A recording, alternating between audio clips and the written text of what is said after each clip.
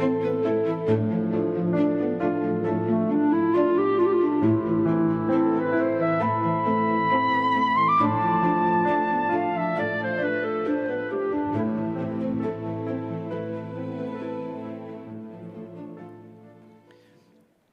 buenas tardes a todos. Encantado de saludaros. Abrimos un microciclo dentro de la semana de oración del programa a las 2:30, a las 2:20. Pero va a ser, como ha dicho el pastor, una continuación. Llevamos desde el viernes con temas que se están centrando en escenas de la vida de Jesús. Este es el planteamiento de toda la semana. Escenas de la vida de Jesús analizadas desde un punto de vista enriquecido de qué aplicación podemos hacer a nuestras vidas. El viernes hablamos de quién era Jesús antes de ser Jesús en el cielo. El sábado nos trasladamos 1100 años antes del nacimiento de Jesús, en el origen del surgimiento de la monarquía. Ayer hablamos del nacimiento y la infancia. Y hoy nos vamos a adelantar 30 años justo al comienzo de su ministerio. Nos plantamos en otoño en el hemisferio norte del año 27. De hecho, no sé si sabéis que el año que viene se va a celebrar el 2000 aniversario del comienzo del ministerio de Jesús. Y se va a celebrar a nivel mundial, One Voice 27, todo una propuesta donde se va a recordar que Jesús comenzó su ministerio hace 2000 años y, de hecho, el deseo de todas las gentes va a ser libro referente en todo el mundo. Es el libro que estamos usando también para nuestra semana. Vamos a abrir nuestras Biblias en Mateo capítulo 4 y versículo 1, 2 y 3. Y este va a ser el marco de la escena. La escena de hoy tiene que ver con la tentación. Hoy nos vamos a centrar en las dos primeras tentaciones y esta noche hablaremos de la tercera tentación. Dice así: entonces Jesús fue llevado por el Espíritu al desierto para ser tentado por el diablo. Y después de haber ayunado 40 días y 40 noches, que se dice pronto, tuvo hambre. Y vino a él el tentador. Ayer estuvimos viendo que Satanás estudió las profecías, se las sabía bien, sabía exactamente qué iba a ocurrir y cuándo. Estuvo presente en el bautismo de Jesús entre la multitud, viendo qué ocurría. Escuchó la voz del Padre que por primera vez en la historia de la humanidad hablaba y decía esa frase: este es mi Hijo amado, en quien tengo complacencia. Esta frase que nadie usa hoy en día. Una adaptación a nuestro tiempo sería: este es mi Hijo, lo amo con todo mi corazón y me llena de alegría. Por ejemplo, podríamos decir algo así. De repente Satanás vio que Jesús se había ido solo al desierto y pensó que esa era su oportunidad. Comenzó una de las mayores batallas de la historia del universo. Muchas veces minimizamos esto de las tentaciones de Jesús, por eso lo he puesto dentro de estos temas, porque me da la impresión de que no captamos del todo qué implicó allí. A veces parece que fue haz las piedras en pan, y Jesús dijo no. Dijo, pero si están muy ricas, que no. Bueno, pues tírate desde el templo, tampoco. Bueno, pues por lo menos adórame, pero si me tienes que adorar tú a mí, ya, te has dado cuenta tú también, ¿no? Bueno, pues nada, lo dejamos ahí. Y se fue. Era bastante fácil, ¿no? Decir, mira, di que no a las 3. Y ya está. 40 segundos de tentaciones. ¿Qué duró eso? ¿1 minuto? En realidad, vamos a ver el contexto de este enfrentamiento. Jesús y Satanás se habían enfrentado en momentos memorables de la historia. Esto nos lo cuenta la Biblia. Desde el Antiguo Testamento, todo ese Antiguo Testamento, hay un montón de eventos memorables. Para empezar, el diluvio. El diluvio fue tremendo, el planeta se resquebrajó. Dice Elena White en Patriarcas y Profetas que Satanás temió por su vida. Primer gran enfrentamiento. Satanás dijo, uy, que se acaba el planeta. Le asustó.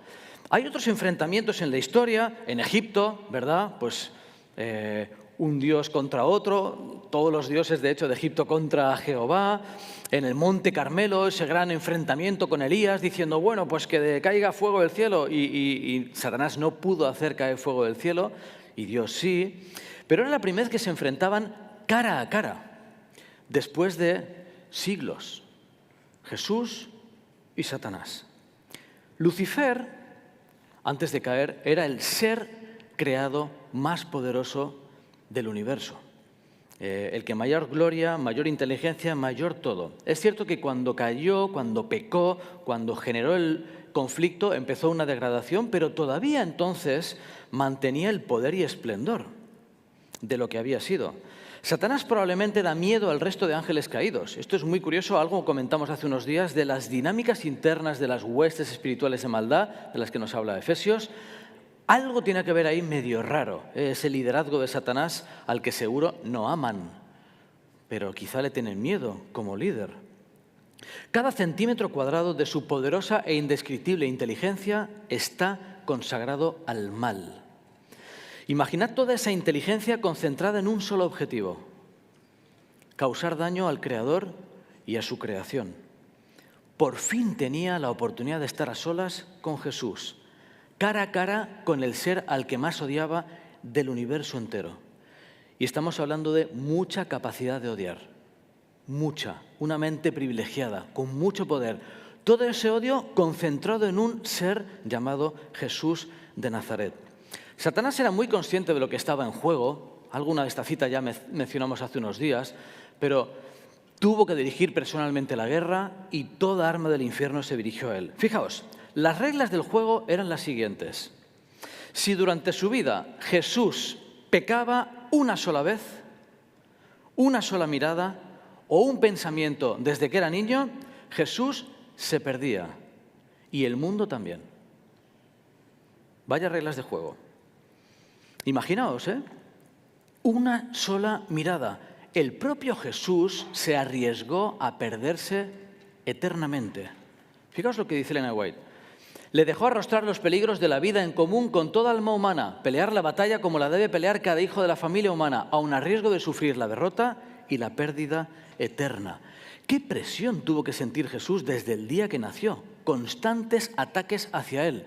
Solo un fallo, imaginaos, una mirada fuera de tono, fuera de lugar, y el plan de salvación no tenía sentido. Y Jesús quedaba en un limbo teológico que no sabemos cómo se hubiese resuelto, pero el riesgo era perderse eternamente.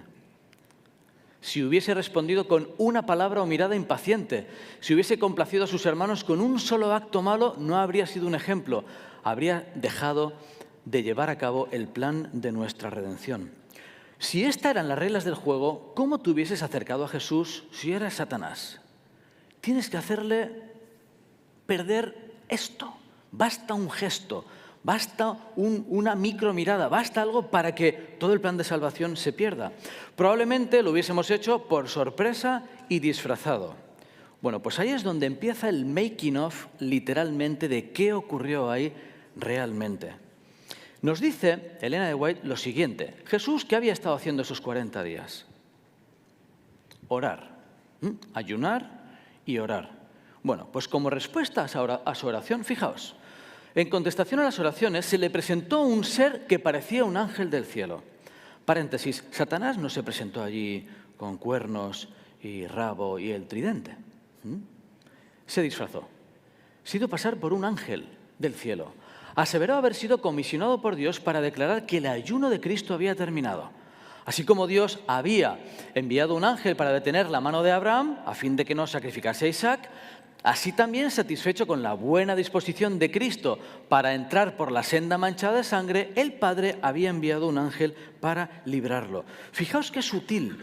Después de 40 días de ayuno, Satanás se acercó y le dijo: enhorabuena, muy bien, campeón. Se acabó el ayuno. ¿Tú te acuerdas cuando Abraham y el ángel? Sí, pues bueno, ahora igual. Yo he sido enviado para decirte que misión cumplida. Es cierto que el ángel le podía haber traído algo de pan, como a Elías los cuervos, pero introdujo un matiz que hizo la trampa casi perfecta. Fijaos, en su condición está aparentemente invertida. Ahora su condición. Satanás se aprovecha de su supuesta ventaja. Le dice: uno de los ángeles más poderosos ha sido desterrado del cielo. El aspecto de Jesús indica que Él es aquel ángel caído, abandonado de Dios y de los hombres. Un ser divino podría sostener su pretensión realizando un milagro. Si eres hijo de Dios, di que estas piedras se conviertan en pan. Un acto tal de poder creador, insistía el tentador, sería evidencia concluyente de su divinidad. Pondría término a la controversia. Satanás acusó a Jesús de ser Satanás. Fijaos qué curioso. ¿Cómo tuvo que ser esa conversación?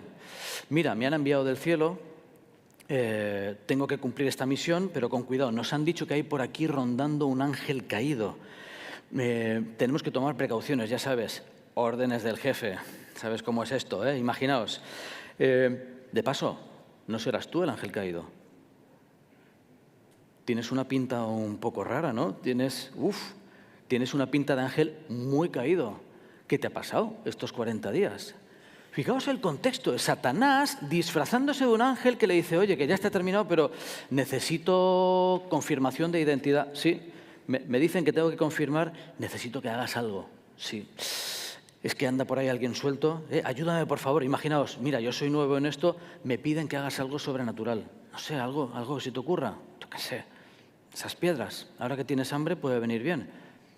Tírale a las piedras. Nada. Señala las piedras, se convierten y tal. Me haces un favor, porque así ya confirmo tu identidad y entonces nos vamos de aquí pronto. Qué diferente planteamiento a lo que quizá leemos en el texto, ¿no? Qué sutil. Se disfraza, pone en duda y en un momento hay un brillo en los ojos de Satanás. ¿Sabéis esta película? En las películas cuando el malo de repente le brilla un ojo, o en los dibujitos animados, ¿no? O el diente, la sonrisa, la mueca. Satanás está haciéndose pasar por un ángel, pero en un momento le suelta algo que le delató. Le dijo, si eres hijo de Dios. Si eres hijo de Dios. Pregunta, ¿cómo sabía Jesús que era hijo de Dios? Y aquí es todo un tema. ¿Cómo lo sabía él? Jesús se hizo hombre, lo vimos ayer, creo, ya me pierdo, y de alguna forma Jesús perdió la memoria. Mi padre explicaba esto siempre, alguna vez lo he contado, como que te van a operar de una enfermedad del cerebro, de un tumor, y te dicen, vas a perder la memoria. Y entonces te montas unos libros, unas fotos para explicarte quién eres. Y entonces cuando despiertas de la anestesia, no sabes quién eres, no sabes dónde estás y lees tú mismo, hola Daniel, si estás leyendo esto es que todo ha salido bien. Bueno, te cuento dónde naciste. Bueno, Jesús de alguna forma perdió la memoria y de niño aprendió quién era en brazos de su madre. Hasta ahí lo sabemos, revelado por el deseo de todas las gentes. Sabemos que cuando tenía 12 años fue al templo y en el templo, en la Pascua, empezó a conectar datos, vio el cordero, vio el sacrificio y dijo, ¡ah! Soy yo.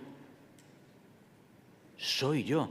Descubrió o manifestó por primera vez saber quién era, qué misión tenía. Y tuvo que aceptar por fe. Jesús tuvo que aceptar por fe quién era.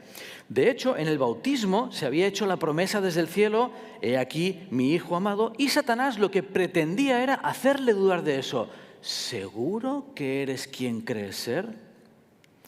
Era el propósito de Satanás hacerle dudar de esas palabras. Si la confianza de Cristo en Dios podía ser quebrantada, Satanás sabía que obtendría la victoria. Jesús no podía usar ningún milagro en su favor. Nunca usó su poder para beneficio propio. Pero la tentación fue muy grande. Si hubiese hecho un pan, una media luna, un donut, algo, imaginaos, solo con señalar, ¡tum!, una chipa, una chipita. Una chipa y tú y yo no estaríamos aquí hoy. Qué curioso. Esto abre un tema muy importante en el que hoy nos vamos a detener un poquito, y es este. De todas las lecciones que se desprenden de la primera gran tentación de nuestro Señor, Satanás fue por donde más fácil lo tenía. El hambre. 40 días sin comer, algo rico. Solo tienes que señalarlo y se convierte. Y encima me ayudas y demuestras quién eres. Era un win-win-win. Todos ganamos aquí. Dice, ninguno es más importante que la relacionada con el dominio de los apetitos y pasiones.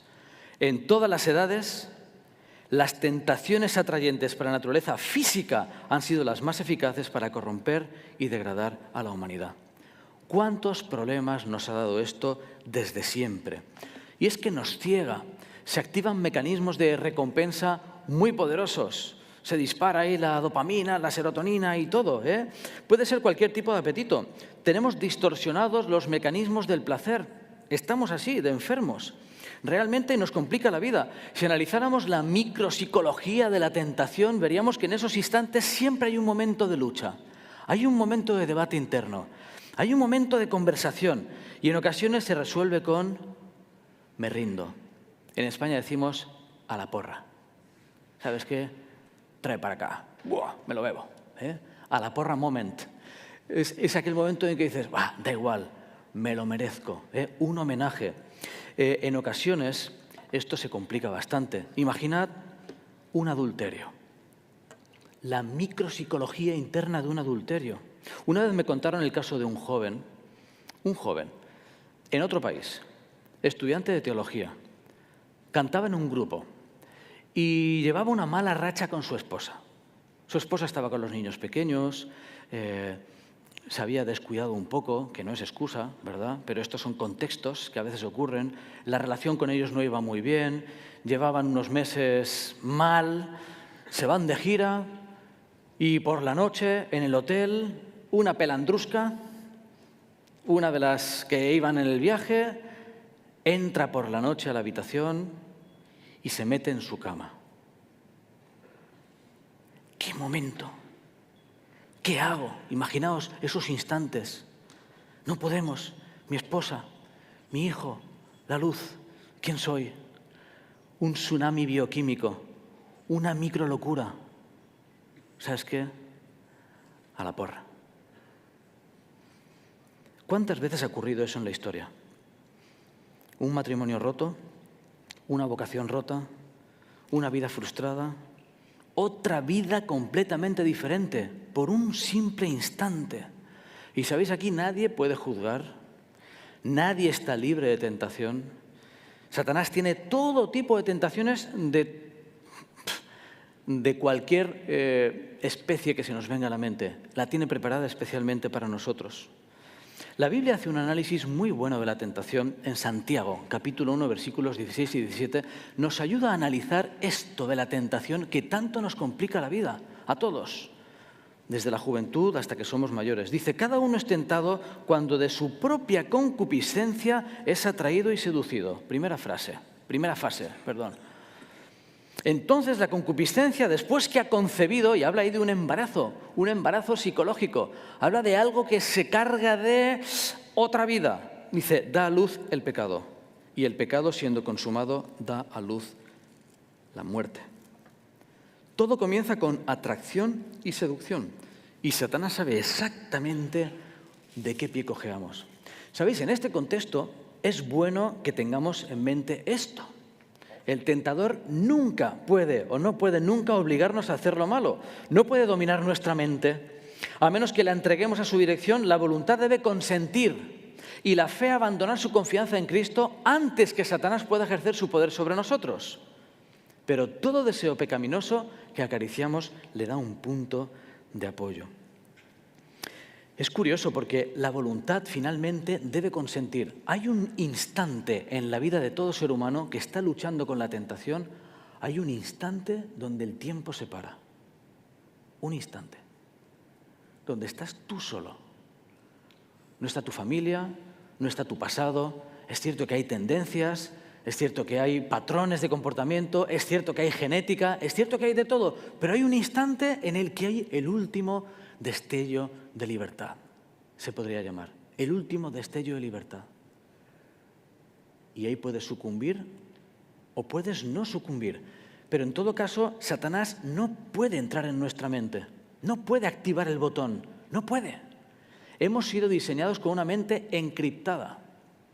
Solo nosotros podemos dar acceso y ejecutar esa acción de tentación que está llenando nuestra mente. Y el segundo paso dice, la fe, abandonar su confianza en Cristo antes que Satanás pueda ejercer su poder sobre nosotros. ¿Por qué dice esto? Porque al final, en ese último destello de libertad, hay que perder la confianza en Jesús para sucumbir. De alguna forma, el pecado explícito implica ese rechazo de la última ayuda del Señor. Siempre hay ese margen para decir, Señor, ayúdame. Señor, ayúdame. A veces parece que vivimos lejos de los llamados grandes pecados. De paso, el ranking de pecados en el cielo es muy diferente en la tierra.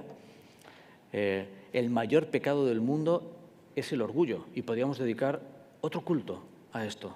El orgullo es lo más opuesto a Dios. Lo más opuesto al amor es eso. Nosotros tenemos nuestros propios rankings y etiquetas y es cierto que causan más daño social unos que otros. Pero fijaos, todo deseo pecaminoso, dice aquí, uno dice, no, yo nunca voy, no me voy ahora yo qué sé, no se me ocurre, a montar un prostíbulo en Crespo y voy a hacer ahí tráfico de mujeres y me voy a acostar con todas y emborracharme. No sé, alguien dice, no, esto no. Pero fijaos qué interesante. Todo deseo pecaminoso que acariciamos le da un punto de apoyo. Luego vamos a hablar un poquito de esto. Todo detalle en que dejamos de alcanzar la norma divina es una puerta abierta. ¡Pum! Un pie. Ya pongo yo el pie. Dice, con el cual puede entrar para tentarnos y destruirnos. Todo fracaso o derrota de nuestra parte le da ocasión de vituperar a Cristo. ¿Sabéis? Esto no es abogar por la teología de la última generación, de que alcanzar la perfección por nosotros mismos, no es predicar el perfeccionismo, no es la justificación por las obras, de verdad que no. Creo en el Evangelio y creo que no me voy a salvar por lo que haga. Me salvo gracias a en quién creo y eso da todo un mundo de posibilidades en nuestra vida. Pero Satanás quiere destruir nuestras vidas hoy y quiere hacer lo que sea necesario hoy para destruir nuestras vidas. Así que hay una buena noticia. Fijaos, el alma que se entrega a Cristo llega a ser una fortaleza suya, que Él sostiene en un mundo de rebelión y no quiere que otra autoridad sea conocida en ella sino la suya. Un alma así guardada en posesión por los ángeles celestiales es inexpugnable para los asaltos de Satanás.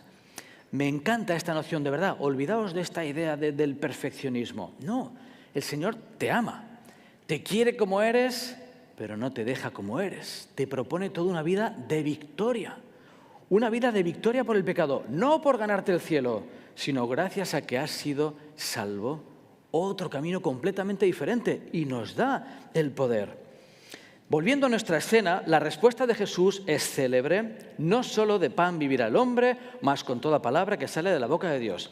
Se ha estudiado esto en escuelas sabáticas, lo habéis escuchado en cultos. Jesús decidió responder con la Biblia. Con la Biblia. No dedicó ni un instante a parlamentar, a argumentar, a pensar, a escribirse una respuesta. Nada. Es la única vez, queridos alumnos, donde copiar y pegar está bien. La única. Copiamos una respuesta, la grabamos a fuego en nuestra mente y la vivimos, la vivimos. La respuesta es esa. Con la tentación, y de hecho con el mal, no es necesario ser muy creativos en las respuestas. ¿Quién te crees que eres para discutir con el enemigo? Yo recuerdo que tuve una época en la que yo fui ninja, cuando era niño. Era ninja y tipo Bruce Lee. También tenía todo eso y en esa época recuerdo que, me flipé un poco y los nunchakus y practicaba en casa, y eso es peligroso. Así que un día estaba en el cole y vino el matón del cole. Era de octavo de EGB. Y pasó por allí y yo estaba sentado con mi amigo en el patio con las piernas extendidas y de repente pasó y le dio una patada a mi amigo. Y eso fue lo que yo necesitaba para enfrentarme a él. Me puse en pie y le dije, ¿qué le has hecho a mi amigo? Mi amigo dijo, Dani, no, si no me ha hecho nada. Yo, tranquilo, que esto ya me lo sé. Me acerqué a él y dice, ¿pero tú de qué vas? Y yo, ¿que de qué voy? Y no sé por qué, aún estoy pensando, me puse así, le di una patada lateral. ¡Pum!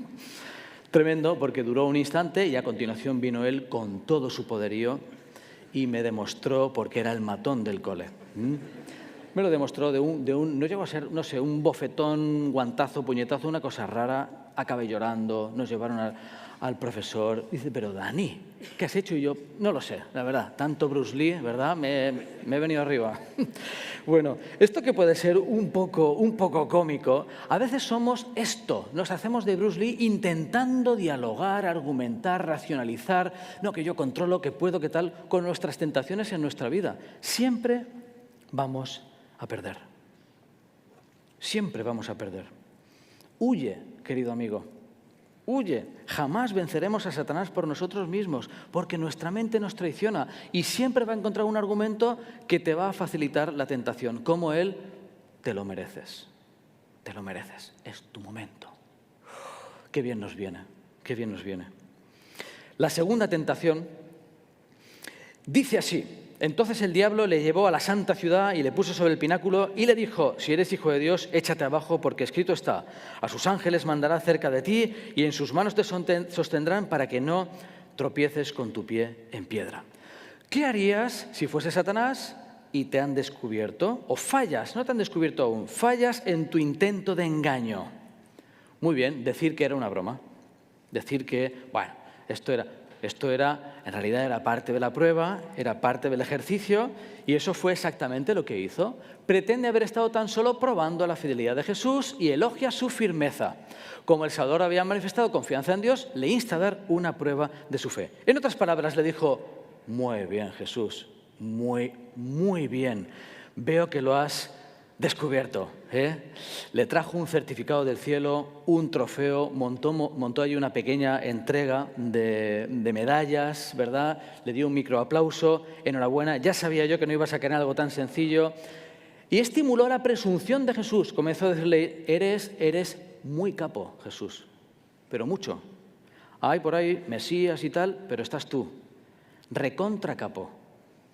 Crack, decimos nosotros.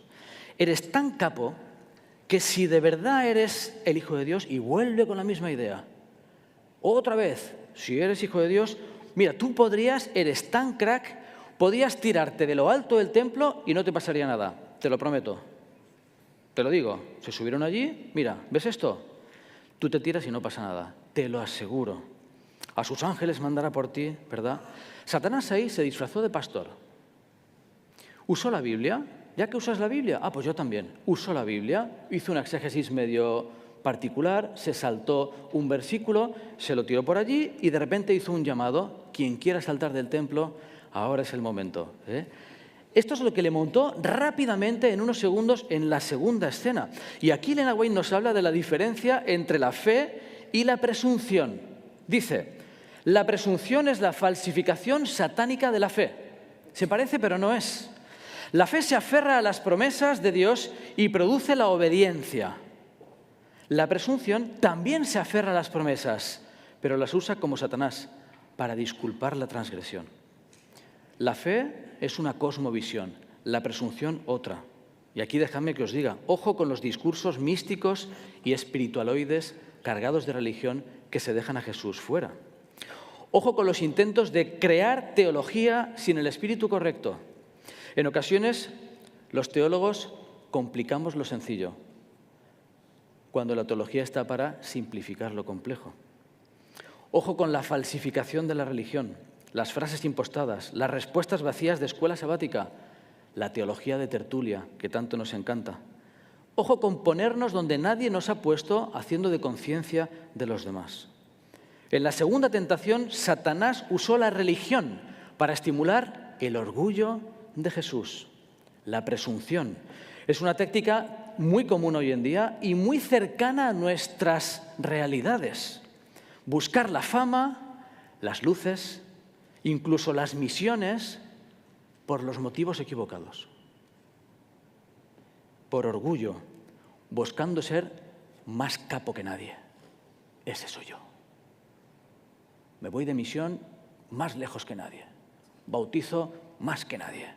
Grupos misioneros más que nadie. De repente se nos mezcla un virus en nuestra aparente fe y se convierte en presunción. Es una falsificación impostada de la religión. Sabéis, queridos amigos, quiero ir concluyendo con este parrafito. Muchos consideran este conflicto entre Cristo y Satanás como si no tuviese importancia para su propia vida. ¿Cuántas veces hemos leído esto de las tentaciones? Ah, pues sí, ¿verdad? Y a veces, insisto, si no profundizamos es como, no, muy bien, continúo leyendo el año bíblico.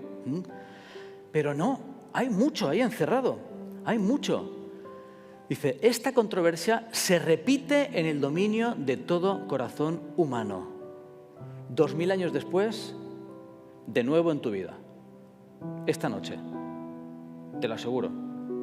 mañana, el jueves, el domingo, cuando te cases, cuando te gradúes, cuando seas pastor, cuando seas médico, cuando seas maestro, cuando no seas nada.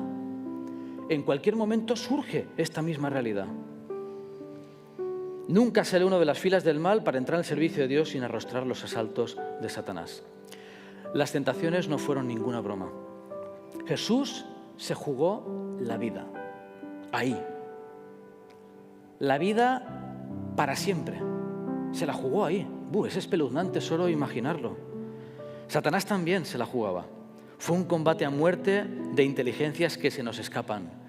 Y Jesús no usó ningún poder que no esté a tu disposición hoy. Ningún poder, ningún truco, ninguna pócima. Se defendió con lo mismo que tú y yo nos podemos defender hoy. Y sabéis, cualquier cosita pequeña que aparece en nuestra vida, estamos navegando y aparece allí un clic, ¿le doy o no le doy? El tiempo se para. ¿Clic o no clic? ¿No estoy jugando? ¿Sigo o no? Total, llevo solo 6 horas jugando. ¿Lo cojo o no el dinero? Son $10, total. ¿Me lo llevo o no me lo llevo? ¿Qué sé yo? Infinidad de momentos donde se va a parar el tiempo y tendrás tu último destello de libertad. ¿Sabéis? Arquímedes dijo, dame un punto de apoyo y moveré el mundo. Satanás dice, dame una rendija y te destruyo. Insisto que no es perfeccionismo, no es, no cometer ningún pecado, no va por ahí. La perfección en la Biblia es madurez, es vivir cerca de Jesús. Y puede haber caídas, puede haber tropiezos. Ahí no está en juego nuestra salvación, siempre que nos mantengamos aferrados a Jesús. Por eso, más que luchar contra la tentación, se trata de luchar por aferrarnos a Dios, conocer su palabra y entregarnos a Él. Querido joven y querido adulto, has sido llamado a una vida de victoria. Has sido llamado a una vida de libertad, una vida de plenitud, donde no tengas que rendir cuentas a Satanás de nada y para nada, nunca jamás, plenamente libre. Si en algún momento de tu vida te enfrentas a esos momentos finales de decisión o estás a punto de sucumbir, mira a Jesús. Cierra los ojos y mira a Jesús o abre los ojos y mira al cielo. Y haz la oración más corta del mundo. Señor, ayúdame. Toda la fuerza del universo será concedida para guardar tu fe inexpugnable. Quiero hacer hoy 2 invitaciones. La primera es la del código QR. A lo mejor hay gente que está por primera vez en la universidad este año, que había escuchado los adventistas. En España dicen dentistas, somos poco conocidos. Y está por aquí, estudiando, porque no está mal la universidad. Pero a lo mejor tienes algo de curiosidad por qué hay en el arma que Jesús usó. Si es así, te invito a que le des al código QR y puedas poner allí tu situación. Pues me gustaría estudiar la Biblia, me gustaría entregarme, me gustaría cambiar de vida, necesito ayuda, necesito orar, lo que sea. Esto es algo muy personal, pero que puede cambiar tu vida.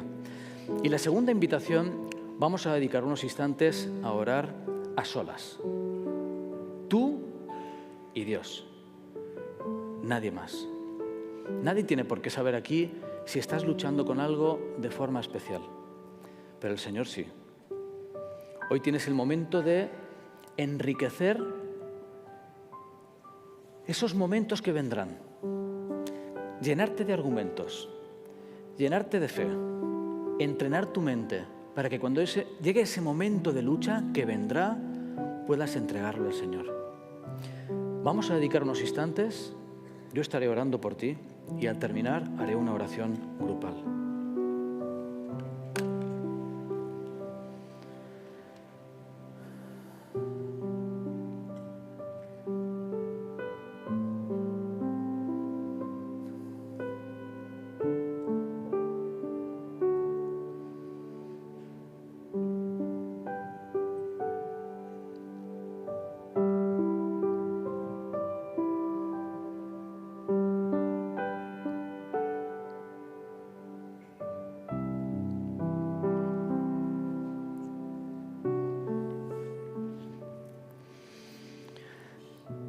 Querido Padre que estás en el cielo, ¿qué vidas tenemos? Son vidas complejas. Este planeta es un poco peculiar. Hemos nacido con tendencias, con patrones, hemos vivido cosas en nuestras familias, tenemos, cosas que nos preocupan, cosas que nos ilusionan y cosas con las que luchamos. Señor, acabas de recibir un montón de oraciones, un montón de peticiones sinceras y solo puedo empaquetarlas, ponerles un lazo y enviártelas, Señor. Te pedimos que tú puedas, Señor, obrar en la vida de cada uno de los presentes, empezando por la mía. Que nos puedas dar fuerza, que nos ayudes a aferrarnos a ti, no por no pecar, Señor, sino por no separarnos de ti. Ayúdanos a vivir vidas victoriosas, vidas de libertad, vidas plenas, que podamos cumplir el sueño que tuviste para nosotros y que, Señor, podamos avanzar felices, libres, con la conciencia tranquila, con la mirada fresca, con la sonrisa en nuestro corazón, sabiendo que no hay nada que temer y nada que ocultar, porque tú nos vas a ayudar en cada momento. Ponemos nuestras vidas en tus manos, en el nombre de Jesús. Amén. Dejadme que lea una última frase. Cuando nos veamos asaltados por las tentaciones, no miremos las circunstancias o nuestra debilidad, sino el poder de la palabra. Toda su fuerza es nuestra. Que su fuerza te acompañe.